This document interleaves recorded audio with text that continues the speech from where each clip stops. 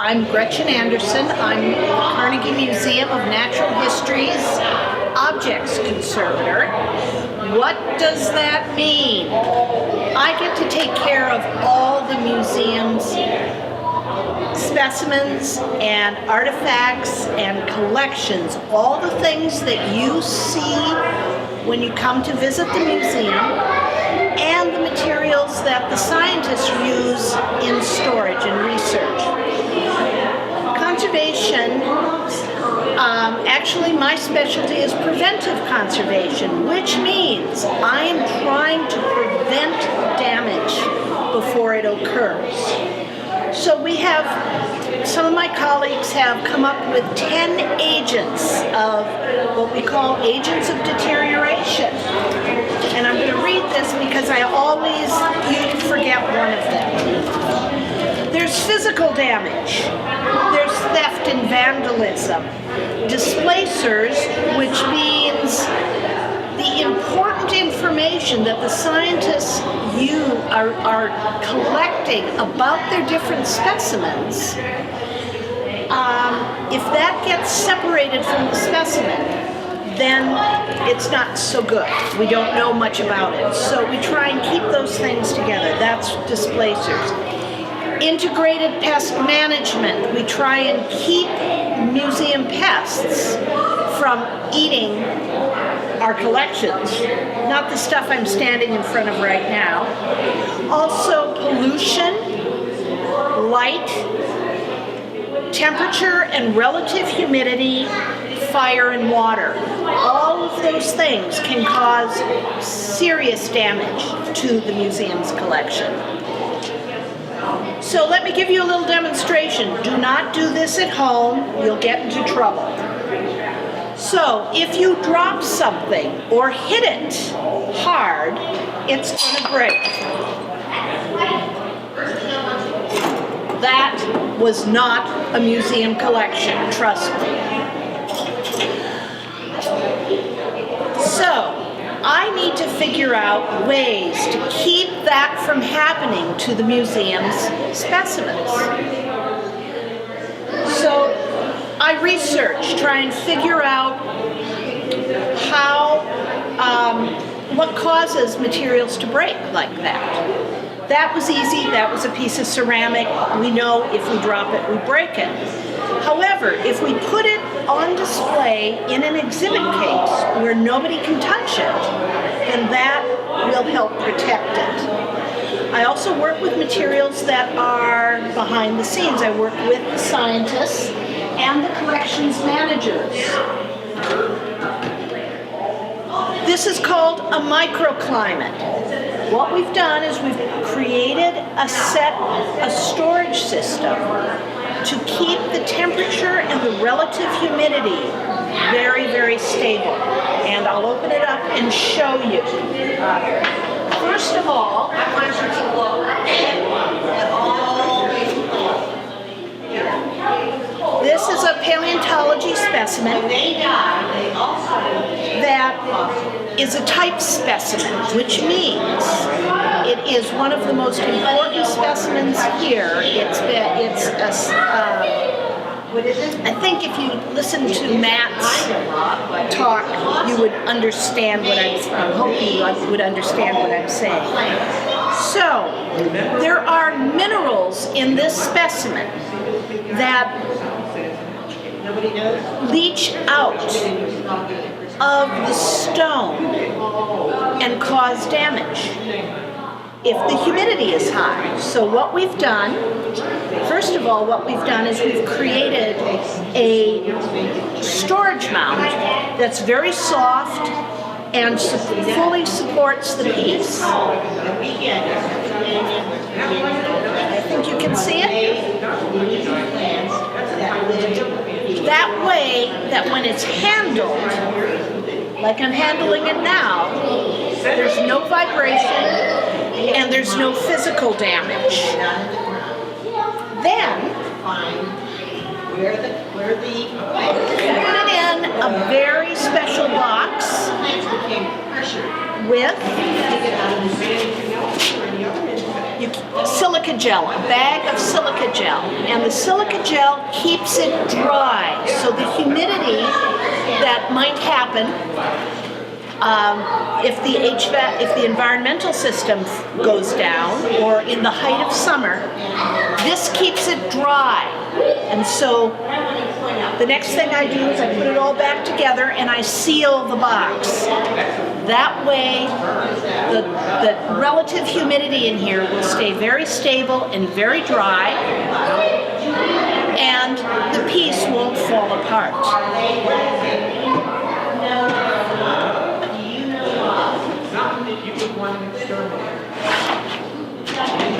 So now it's all back together. So another thing that we have to look at is pollution, and that could be dust pollution or chemical pollution. You may notice the noise behind us. That is because we are in the Benedum Hall, one of our exhibition halls that's very crowded today with a lot of students. I'm working in this hall to remove the dust from the diorama that you see behind me. It had, before we started working on it on Monday, it had 30 years of dust. You couldn't even see the colors in this. Now I use materials and supplies that might be kind of familiar to you. First of all, this is a vacuum cleaner. It's a little more special than the vacuum cleaner that you might have at home. First of all, it's high efficiency filtration called a HEPA vac.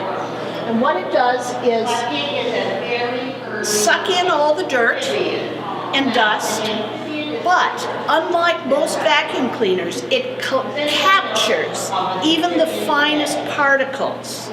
Most vacuum cleaners spew out about 40 to 50% fine particulates. If you've ever vacuumed and turned around and realized that you still have more dust behind you, that's why. Another tool that you might be familiar with is a Swiffer duster. The nice thing about these is that all the fibers in here capture the dust and hold on to it. Let me see if I can get this one out. Maybe. There we go. This is one that we've been using, and it's caught most of the dust, and see it stays in place. I like this because then I don't have to keep dusting things.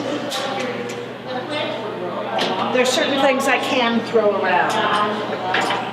Another thing I might use are soft brushes.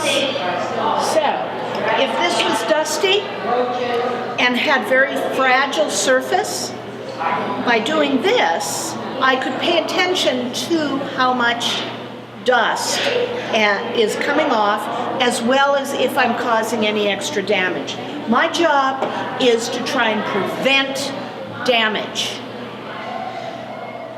This brush has been the most useful tool in working in this diorama. Then we also use certain things. Now this isn't very showy, but this is something you might find in your home. It's a magic eraser. The great thing about a magic eraser is it's fairly soft. You get it wet, you squeeze it out. It also tears, which is good because I tend to make them smaller. You squeeze it out, you get most of the water out. Now, water is one of the best solvents there is. And so if you've just a little bit of water, you can clean a surface very nicely. And it's a little bit of abrasion and a little bit of solvent water. And then I use other sponges.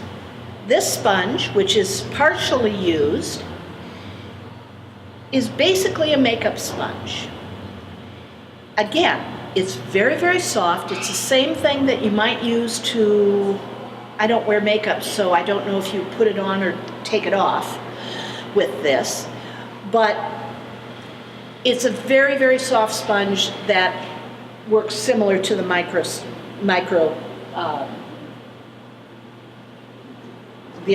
the first sponge I was talking about. And then this is a fragment of a soot sponge, and it's designed to be used without water, and it takes soot off of surfaces. So these are some of the tools that I use. Oh yeah, and then there's this one. This puffs air so that I can get into some of the spaces. As you see behind me, there's some very, very tight spaces, and so we use a little bit of air to puff. I also use some pretty cool tools.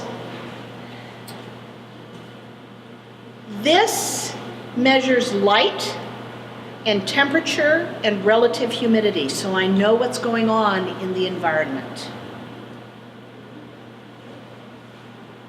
Are we ready? Okay. I guess I'm answering questions now. Now they get quiet. Well, there's a lot of information I'm not getting here, I know. Oh my.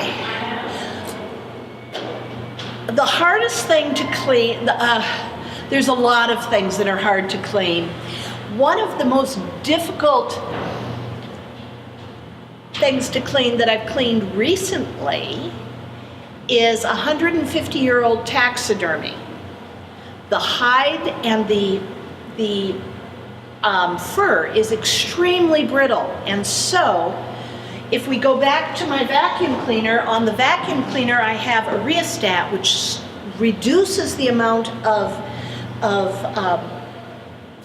suction. So using a brush and the vacuum cleaner, very delicately, we can clean. I've also cleaned very old glass, which you can imagine how fragile that is.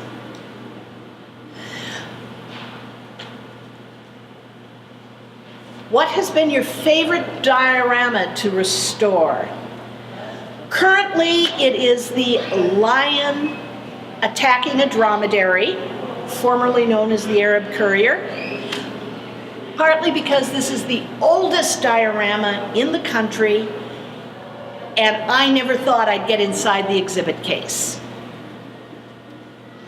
How did you get started in conservation?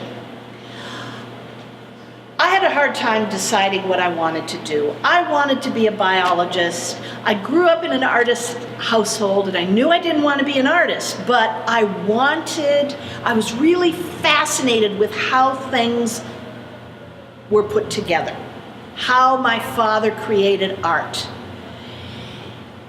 And that's kind of how I got started. I was able to finally find a field where I could put all my interests in art history, and in science together. How long did it take to learn everything? Oh my God, I have not learned everything. I keep learning. I learned the basics. I am what they call an intern-trained conservator. I did not go to school and get a graduate degree in this field. If you go to school, before you even get into conservation school, you need to have chemistry in your background, you need to have a certain proficiency in art, you need to understand physics, and you need to have 300 years, I like this next question, 300 hours of experience in a conservation program or lab before you even get into a 3-year conservation school. Do you like to clean your house too? No. I clean here, but I know how to do it, and I can do it pretty efficiently. I hate cleaning my own house.